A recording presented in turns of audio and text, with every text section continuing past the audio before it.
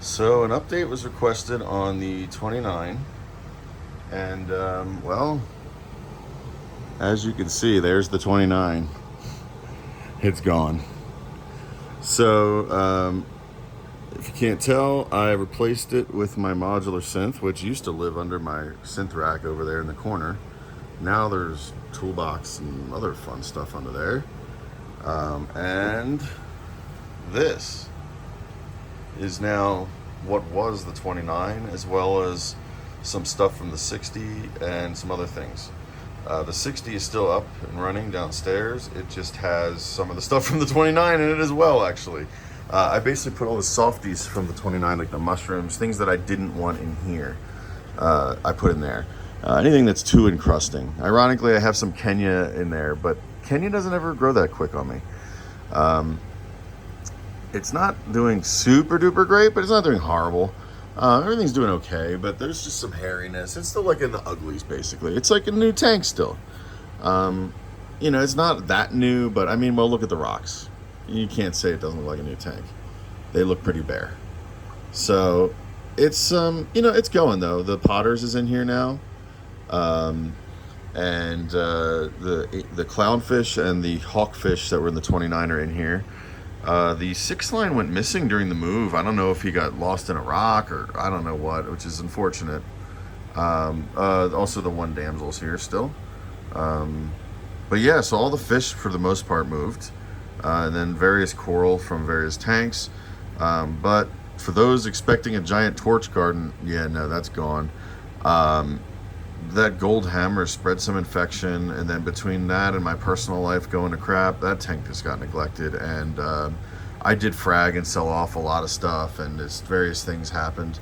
But yeah, basically this is what's left of various things. And so it is what it is, but that's the hobby. Let's go over this tank. So this tank, as you can see, 2 MP40s, and it's the old 120 that used to be the cichlid tank. However, it now has a custom canopy. Oh, not say custom, but it's the elegant canopy from Planet, but it was made an extra few inches taller.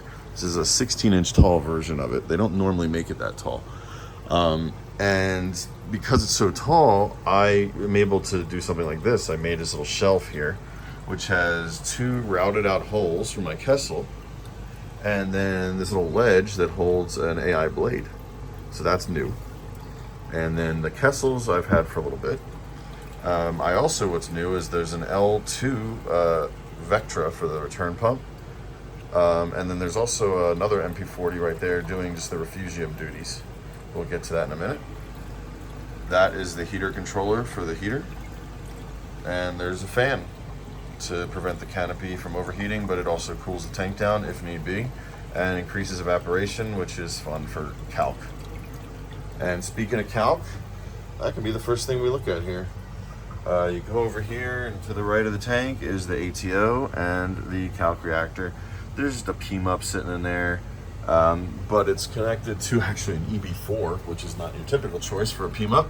But you know me, I hate one link and the 24 volt thing on the EB832s. Those EB832s just burn out on me. So this is just a 24 volt adapter plugged into one of those, driving the PMUP, and the other one is driving a Versa. I'll show that in a second. Had this switch made for me. There's a guy on eBay who sells these. I really like these. And then this is lights up. And then I also I actually modified it myself and added a bunch of little ports on here to act as an additional breakout box ports. So it's almost like a little extra breakout box if I want it to be. I don't really need it though for that, at least not yet. What else? The heater and the UV are also plugged into that, so that this is actually on a separate GF circuit from the rest of it. That way if the heater or UV trips, it doesn't trip everything else. I do plan to also maybe have one piece of flow, like a wave pump or something on there, so that we have 2 separate GFs providing flow to the tank. If one trips, you don't lose all flow. That's the plan anyway. It's not fully done yet. You come around the side here, you can see the controllers again, and then the UV down there behind the tank on the floor. I built a little thing to raise it off the floor because there's actually a vent down there, and I didn't want it sitting on top of a vent. So I almost built like a little cubby to redirect the flow of the air vent so it comes out sort of behind the tank and not like just blowing at the tank or anything like that. And here's the sump, and if you can't tell, it is a Platinum 39 from Trigger Systems. And I always love how David from Trigger always uses these diamonds in his designs. Even the first thing I ever got from him, there was a diamond shape to the way that he did the sock holders. And I had to actually talk to him back and forth to get a custom size one made. And it was like early in the days when they were still working out some of their stuff, I guess. And he was always really cool with me back in those days, so I've always supported them. But this is, I mean, I gotta say, it's really, really cool. I absolutely love this sump. You could tell it was made by those guys, and they did a really good job with this design. It's kind of almost like a pinnacle of what they've been doing over the years, so I really like it. It's worked great. Kind of just took the whole equation of mechanical filtration out of my head entirely. I don't really think about it anymore. This is actually the skimmer that used to be on the 60. It's actually almost a better fit on this tank because it's a big cup on this skimmer. It's not rated that high, but it just has a huge width. I think this came with you could get it with a Sicce pump, and I think that one was rated higher, so it maybe could go bigger, but it's been doing really good on this tank. I mean, you can see how nasty it looks. There's a reactor. I just have a BRS reactor, but I just have it sitting in there, and I take off their normal fittings and just put on my own because I like mine better. But I have a little ball valve there, ball valve in and out, so I can take it out of there without dripping water everywhere. And then I also have one of those quick disconnect fittings up here. So yeah, speaking of which, let's go look at the manifold. Oh, here's the refugium. Not much to say there, but there is the MP40 that's covered in crap back there. And this is also from the 60. I just put my old fuse lamp on there, which was some Amazon light. Over here, this was the original bracket from the old sump, but I just redid it a little bit for this tank and just repositioned everything. And so 3 Madison floats, high, medium, low. And that is what does the top off primarily. You will notice there is the multi-level sensor from Neptune in here. Yeah, I don't trust that thing at all. It started erroring out pretty early on, and it just occasionally reads 0 and then occasionally stops and works normal again. I have no idea what's up with that thing, and I don't trust it. So high, medium, low, works every time. Madison, love those things. And then driving all that is actually the, mentioned the PMUP before. It's attached to the EB4. Everything's a little weird on this tank. And then the Versa over here, which is just being powered on and off by the EB4 as well. Up here is the manifold, comes off of the L2, runs up to a T, I think it's 1.25 inches, and then 1.25 inches goes up to these T's that come out in 1-inch unions to 1-inch king valves. Good luck finding those anymore. I purposely did them all off unions so that they can be replaced. Probably a good call, given you can't get king valves anymore. And then this one here goes off to the UV, so that's just actually plumbs straight down there. And there is a flow meter. I used a 1-inch one because, hey, why not? The UV's chonky, so nice to use a big chonky one. And then this is a very custom setup. I actually talked about this on the Colorado forum long ago. Basically, it's a funky thing I did here. It goes into I believe, 1.25 inch bushing that then goes into a street fitting that's 2-inch, and I actually glued it inside the street fitting. So this is not what you're supposed to be doing, but it works because it's all PVC and all it glues together just fine. So it just happens to all fit out, and this particular brand of bushing and and it all works. And the reason I didn't just use their 2-inch unions is because they wouldn't fit. It's too close to the top of the tank, and they're just huge. And with this setup, I'm able to use a smaller union, then sort of almost reduce, and then again use a union here. And so from there, it goes through a 2-inch flow meter, and then goes back to 1.25 inches, and then splits to 2 1-inch returns.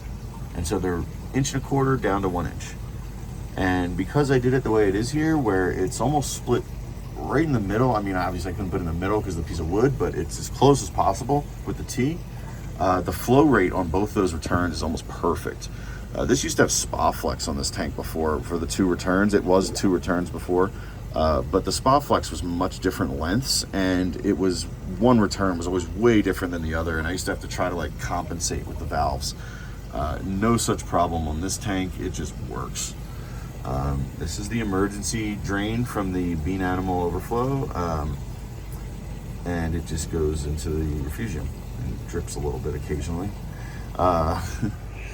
Over here is the siphon and trickle drain. I believe I think the top one is the siphon and the bottom one is the trickle, but it really doesn't freaking matter.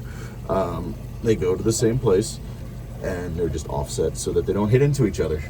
And the one has a valve, a ball valve down the side. I can show that in a minute. And then this is the return, actually. It has to kind of go up and down and over. But yeah, that's funky, but it is what it is. The other side, again, is almost matched identically, which is why the flow rate is so nicely matched on this thing. What else? Oh, the heater is in the corner there, and you see that pipe coming out at an angle. It almost pointed at the UV. You see some bubbles from the UV blowing at it. That pipe is actually that's the UV, the return from the UV. What I did is I used that's meant to be the emergency drain for the trigger sump. But given my emergency drain is 1.5 inches, I decided just to, throw it straight in. And for this, I ended up reusing that little fitting and throwing a barb on there and using it as my UV inlet because it's just a nice little mounting place for it. And I angled it down with a Street 45 to keep it away from all the floats and probes, or not floats, probes, all the probes over there. I didn't want to put bubbles in my salt probe and all that goodness. It doesn't help anything. What else?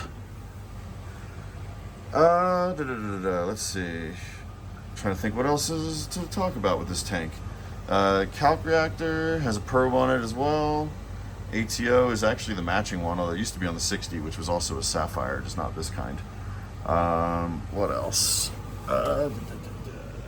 The Apex and all that goodness is actually under my desk over here. It's just one of those things where it just kind of works. You know, people say, oh, don't put it under the tank, and, you know, I had it on the wall on my 29 as well, and it was fine for years. I usually throw a sheet of black felt on top just to act as like a splash guard in case, I don't know, bust a seam on the tank, but truth be told, most of this is going to be on AFGFs and all that goodness, and there's going to be 2 separate ones and all that fun. So, you know, I'm not too worried about that.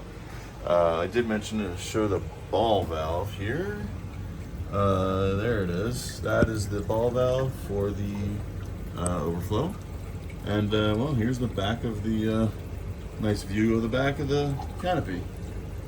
So you can sort of see how I cantilever the shelf there, and I actually had to like shorten up the front so that the lid doesn't smack it on the that little piece of wood on the lid there. It's kind of funny. And then the all the Vortec and Vector goodness, and the UV down on the floor. So yeah, this the whole point of this was to be highly automated and just to kind of make my life easier. You know, I had way too many tanks going. I still do. I mean, the quarantine tanks are basically not really much effort, but they are running and they do, you know, cost money. So, you know, reducing down the amount of stuff and the amount of labor to run all this stuff has been the mission of this tank, and I think it has been mission accomplished. I do want to fill it up and get it looking as good as the other tank, and I have no doubt that I can and will. It's just a matter of what I want to do and when I want to do it. You know, I have other priorities right now, especially with some of my other projects, some of my music and synthesizer stuff. I just built a new module yesterday, so you know, I'm pretty excited about that. So you know, there's always more to do, other projects to be had, and you know, it's hard for me jumping between this, that, and now I'm apparently restoring mid-century modern furniture. Who knew that I was going to be doing that? But that's happening as well. So maybe I'll do a video about that someday. I think I did a video about some of my vintage mechanical pencils, which is almost a segue into that. So yeah, what can I say? I'm a very all over the place kind of guy. But that might have a video next. We'll see. But until next time, this is what was the 29 and what was also the cichlid tank. It is now the Potter's Angel new home. And yeah, this is the same Potters from the 29, so I think I got him in 2017, if anyone's gonna ask. And no, I did not pay whatever crazy price that they charge from now. I think I paid either, I can't remember if it was either $70 or $90, but it was one of the two. Looks like my hawkfish took a bite out of his tail. He's not the nicest fish in the world. Yeah, deal with that. I think they need to be fed more is the problem with this tank. It's a little hungry. So I'm working on an auto feeder routine. So maybe that's a video I'll figure out next. How do I want to better feed this tank? I do have a little feeding ring which uses airline tubing, and the feeder sits right here. And the reason I use the airline tubing one is because you can make it bigger or smaller based on the tubing. And when the feed mode kicks on, it actually turns the return pump off. So that flow you see coming out stops. And the Vortec goes onto the nutrient transport mode instead, which actually sucks this ring inwards. And then it waits a minute and then dumps the food into the ring. It's really fun to watch. I'll have to maybe do a video on that. But that's not all I want to do. I want to do more feeding than just pellets. So I want to figure out some kind of automated, either liquid or frozen feeding system. So that'll have to be something for later. So until next time.